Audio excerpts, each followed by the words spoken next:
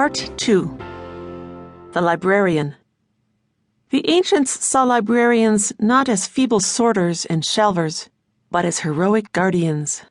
Most librarians, especially rare book librarians, still secretly view themselves this way.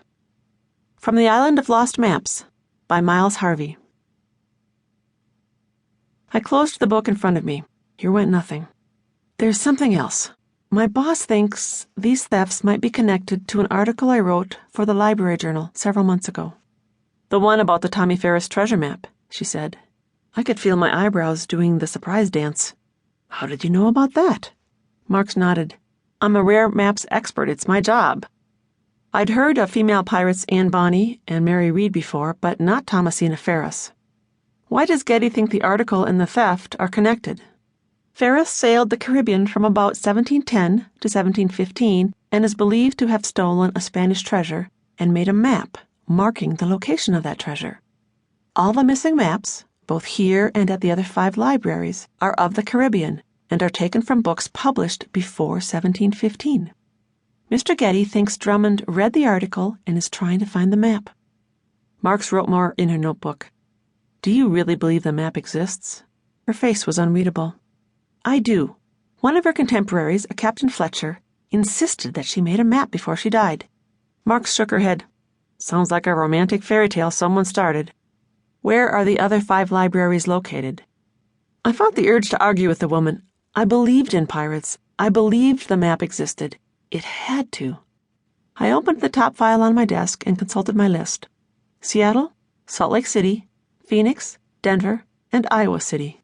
Just then, Mark's jacket began ringing like an old-fashioned phone. She reached into her pocket, checked the number, then stood. Excuse me, but I need to take this. She stepped out of my office. I took advantage of the moment to call Getty. Okay, I'll go to Chicago, I said.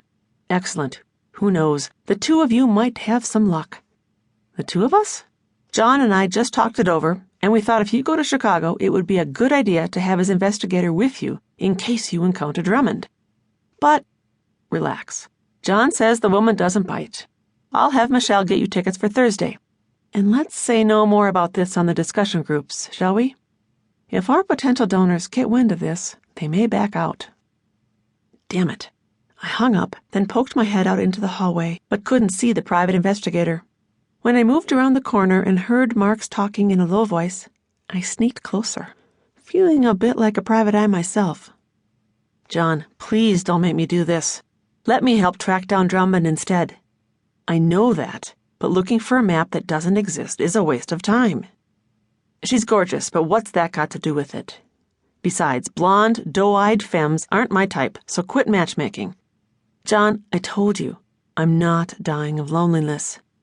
Yes, but... Mark sighed loudly. John, you should see this woman's office. Tidy alarms go off if a hair drops onto the carpeting. Working with this anal-retentive librarian will be hell. I stormed back to my office. Anal-retentive? How dare she? I paced, trying to calm down. Anal-retentive?